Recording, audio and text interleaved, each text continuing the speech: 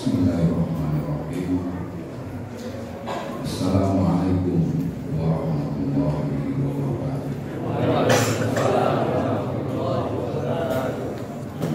Alhamdulillah, alhamdulillahi muqimmus sholihat. Nahmaduhu subhanahu wa nasta'inuhu wa nastaghfiruh wa na'udzu billahi min shururi anfusina wa min sayyiati a'malina may yahdihillahu fala mudilla lahu wa man yudlil fala hadiya lahu.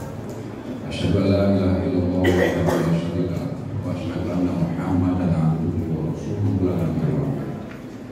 Allahumma shalli wa sallim wa barik ala habibina syafiina wa qurrati a'yunina Muhammadin sallallahu alaihi wasallam wa ala alihi wa sahbihi ajma'in. Amma ba'd.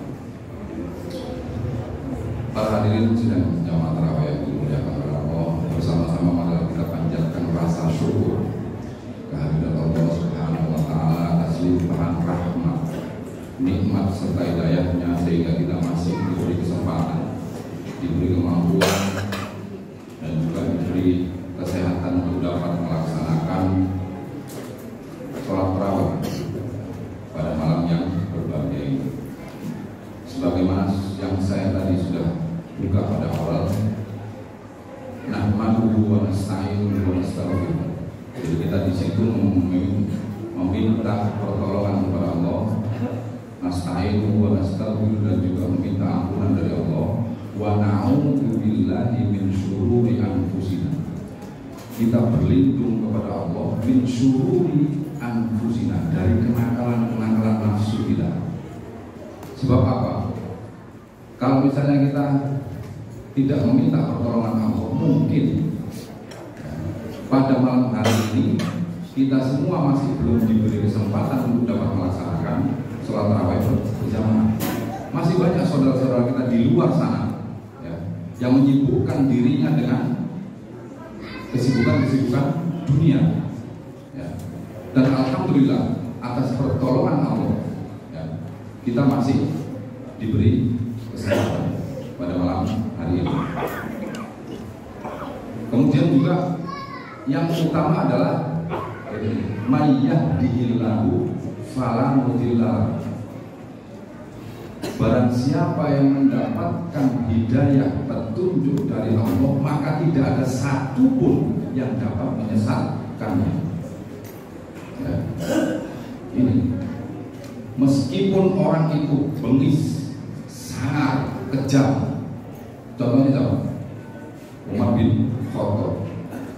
Begitu dia membenci terhadap Rasulullah, begitu membenci kepada Islam. Tapi kalau misalnya hidayah itu diturunkan kepada Umar, maka tidak akan bisa satupun, seluruh orang Arab pada waktu itu tidak akan bisa menghentikan Umar untuk mengikrarkan dirinya masuk ke dalam Islam. Fala mudilla, dan satupun orang bisa menyesatkannya. Sebaliknya, wa may yudlilhu, kalau misalnya sudah menyesatkan hambanya,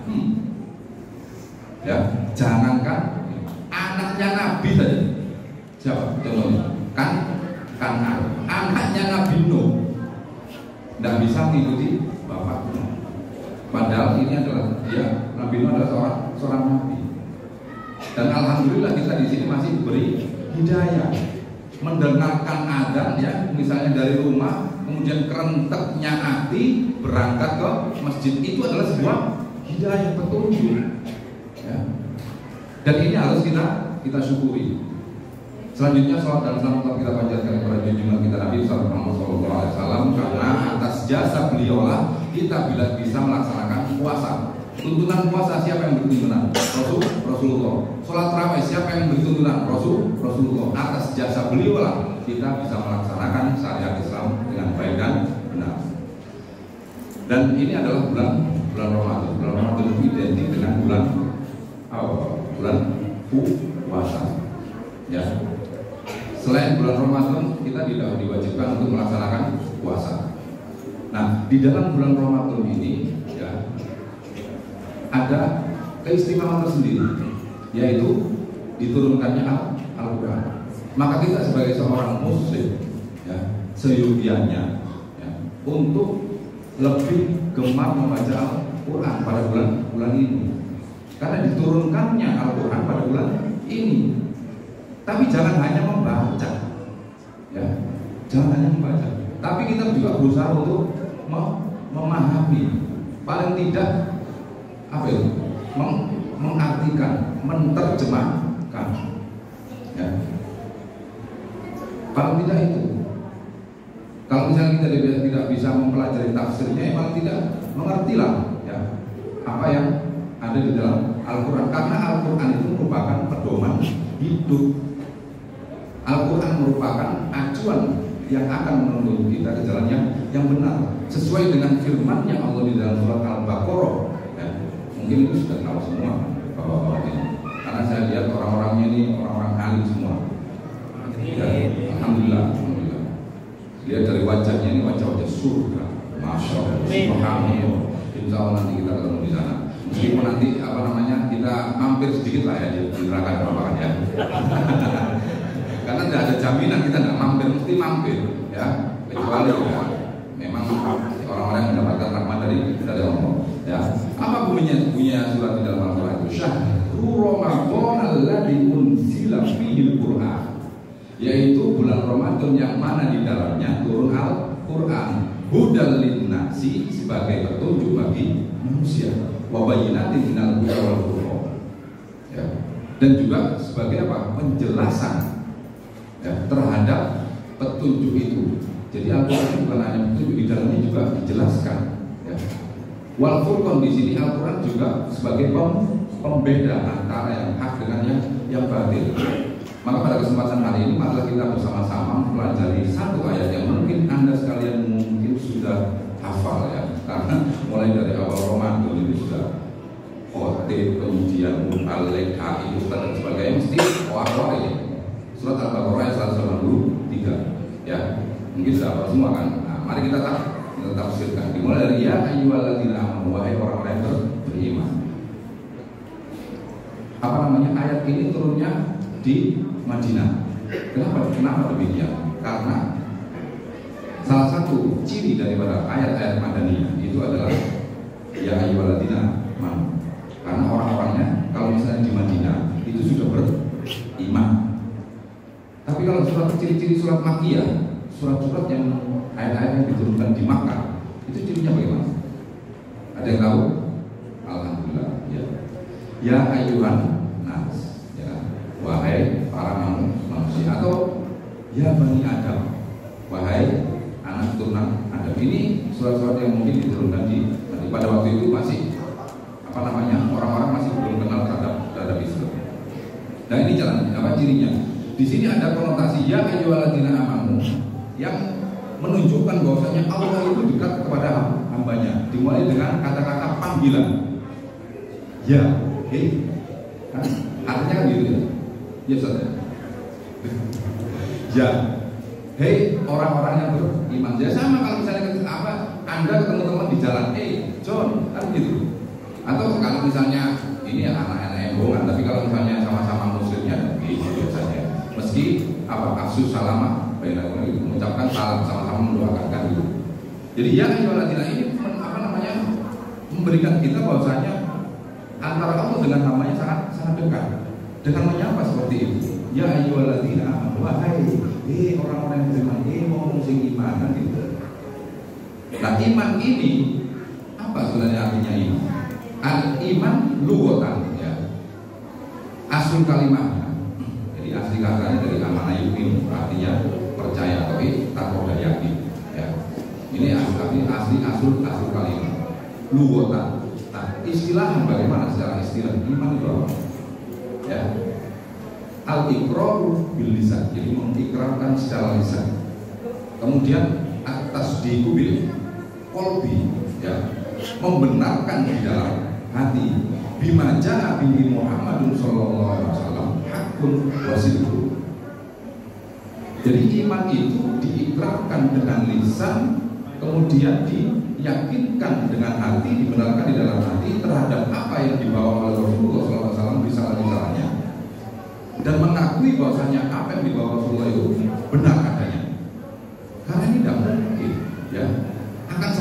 sulit kalau misalnya hanya seperti ini. Karena apa? Mulai dari zamannya Nabi Adam sampai Rasulullah SAW yang ditekankan itu adalah kalimat tauhid. Berapa itu? Nabi Nuh berdakwah selama 800 tahun, berapa pengikutnya? 80 orang. 800 tahun berdakwah hanya untuk meyakinkan manusia kalimat tauhid, la ilaha illallah. Hanya itu saja. Mulai dari Nabi Adam seperti itu, meyakinkan manusia. Makanya akan sangat sulit iman ini. Dan di sini yang disapa adalah orang-orang beriman. Tidak diwajibkan pada orang yang tidak beriman. Imam At-Tabari menyatakan bahwasanya perintah ini hanya diturunkan kepada hanya orang-orang yang mengakui adanya Allah dan Rasul. Sedangkan dalam tafsir Ibnu Katsir dikatakan bahwasanya perintah ini hanya ditujukan kepada orang-orang yang beriman dari sekian banyak umat manusia. Ini. Jadi iman. Nah, Rasulullah SAW sendiri menyatakan iman itu apa? Al-iman an tu'minu billahi wa malaikatihi wa kutubihi wa rusulihi wa bil yaumil akhiri wa bil qada'i khairihi wa syarrihi. Iman itu adalah otomatis rukun iman yang 6 itu yang kita pegang. Tapi kadang-kadang kalau misalnya yang 1 sampai 5 itu lumayan ya. Dengan itu mungkin akan sangat memegang. Tapi yang terakhir ini yang akan sangat sulit. Wabil qada'i khairihi wa syarrihi. Ini yang kadang-kadang tidak terima. Kenapa bisa dijadikan Allah yang miskin? Gitu. Kadang nggak mau terima. Yang kaya juga gitu. Kenapa Allah menjadikan saya kaya? Enak sih ngomong, gitu. Sing suki, ya, sing larat, sing toro.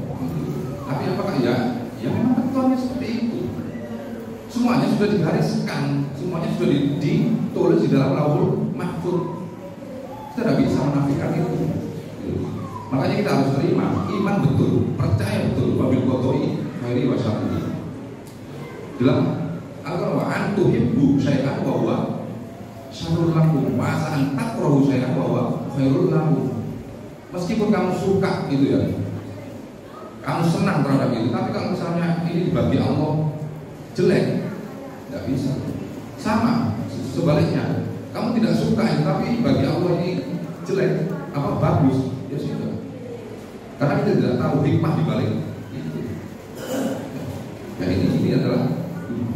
Kemudian seterusnya, kutiba alaikumusiyam, diwajibkan atas kamu berpuasa. Awal-awal ini sebenarnya dulu puasa itu artinya tidak wajib awal-awal, karena bahasanya di sini tidak langsung bahasa fil amr, maksudnya kata kerja perintah, kata perintah.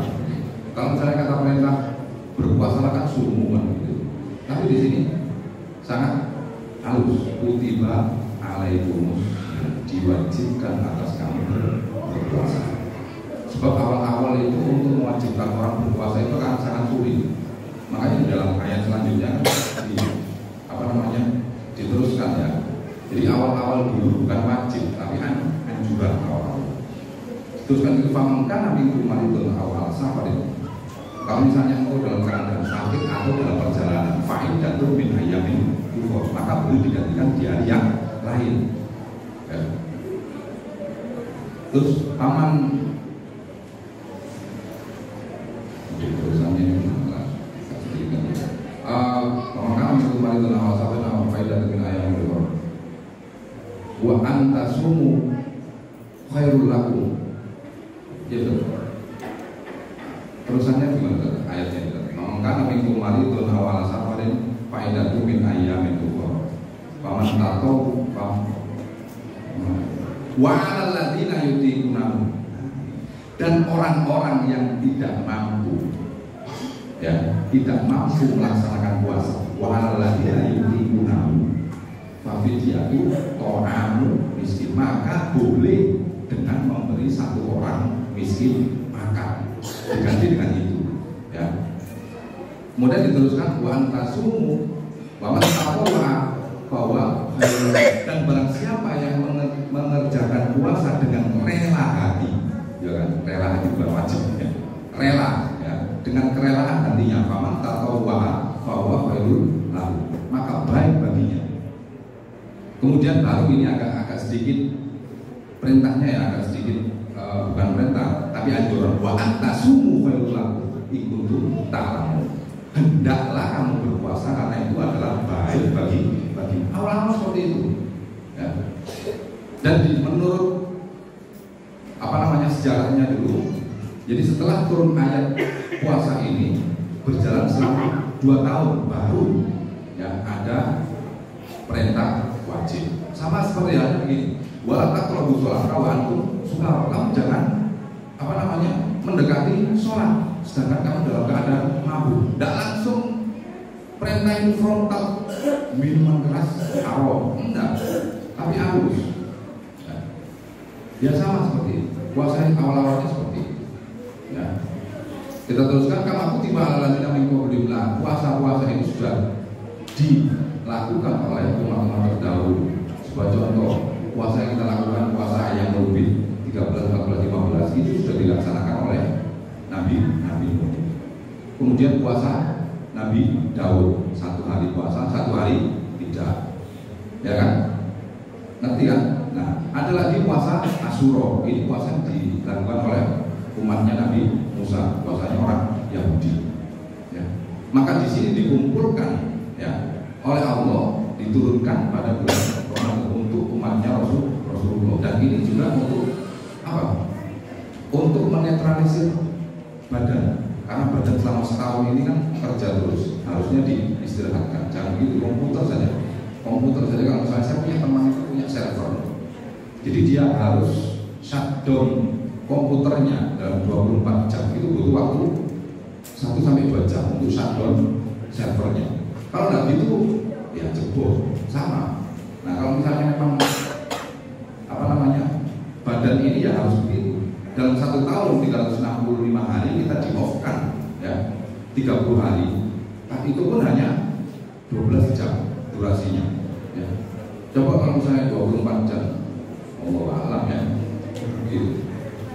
Nah, jadi kamaku tiba ala dinamika. Nah, ini yang terakhir, la'allakum tattaqun. La'alla di sini ada 2 makna ya. La'alla di sini ada 2 makna. Yang pertama adalah taklil ini alasan ya.